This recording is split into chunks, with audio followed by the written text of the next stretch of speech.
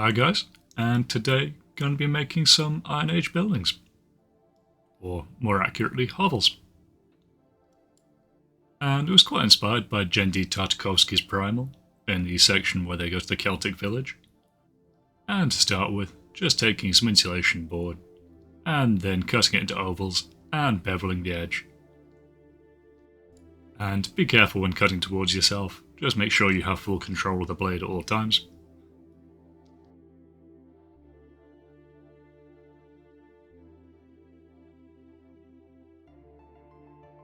And for the walls, going to be using the same technique I used on the dry stone walling, and start by cutting rectangles of the insulation board. And by using the thin board, you keep all of the height exactly the same for every brick, which saves a fair bit of the process.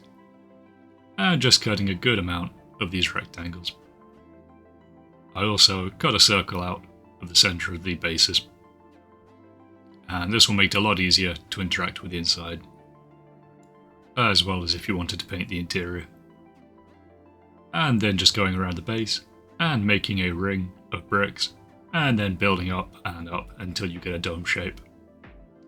And making sure to go slightly smaller every time you go up a layer.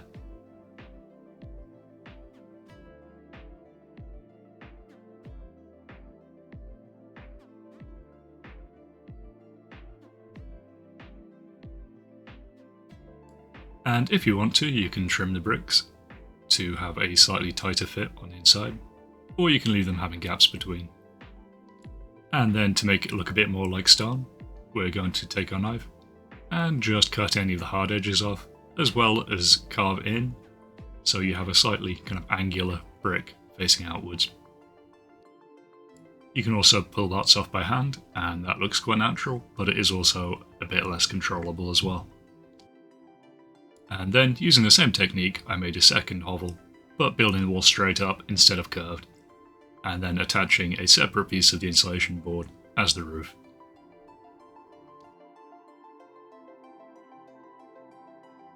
And then beveling it to fit.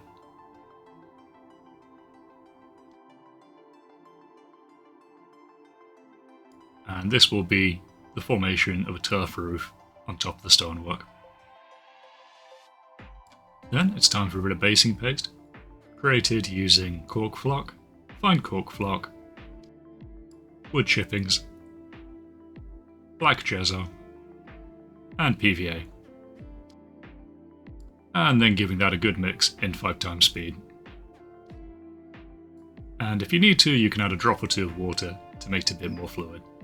And smearing that on the roof where the turf will be, as well as around the bases on the rim as well.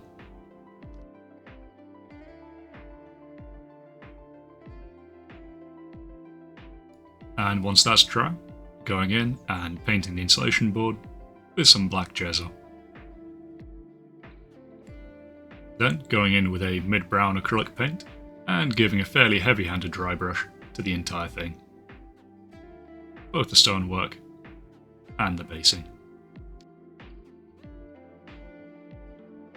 Then using the same brown but mixing in some white to make a tan coloured paint, going in and giving a highlight to the base as well as the roof. And then for the stonework, mixing together black and white to make a lighter grey, and going in and hitting all the stonework.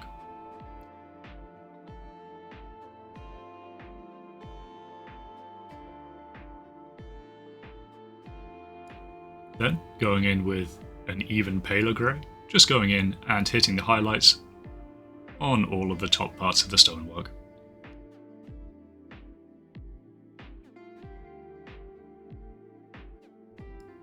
Then, to add some weathering, mixing together some green acrylic with some water to make a very watered down glaze, and dabbing that all around the base and the sides of the stonework, anywhere where moss could reasonably grow. And you can also get some nice effects by varying the concentration of the green paint and the water, just to get some patches of heavier and lighter growth.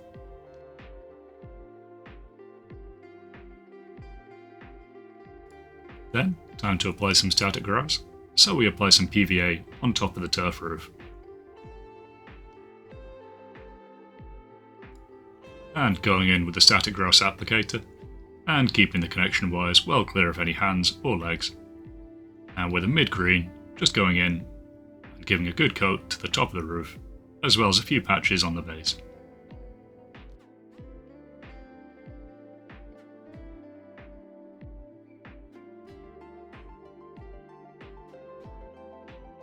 And with it being a completely flat roof, it does make it a fair bit easier to apply the static gross.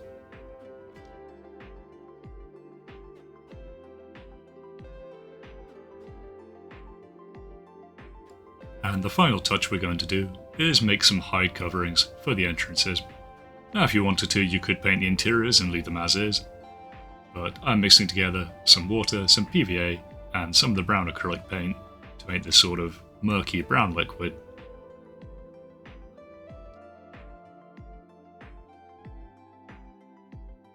And then, when it's mostly mixed together, just getting some kitchen towel, ripping off a few pieces, and then dunking it in the bath so it absorbs some of the PVA and the colour from the paint.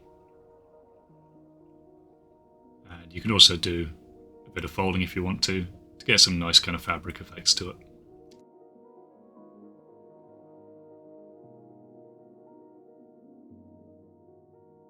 And then, going through the hole on the base of the model, we're going to go in and press the fabric covering to the back of the door frame.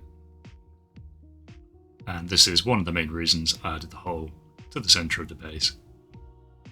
But you could also use it for hiding minis or something inside and then reveal during gameplay. You have a treasure chest or something. And then taking another piece, tearing it apart, and using that on the square building as well. And this can be a very fiddly process to get right, and if you're having trouble with getting it to stick, then using a wet paint brush or some more PVA can help. And also double check the front just to make sure it looks okay. And it does dry quite tough, so they can stand up to a few knocks on the table. And there we go, 2 Iron Age hovels. Also usable in later periods. You could use them as smokehouses or kind of animal shelters, or if you had something like an orc encampment. But anyway, thanks for watching guys, catch you next week.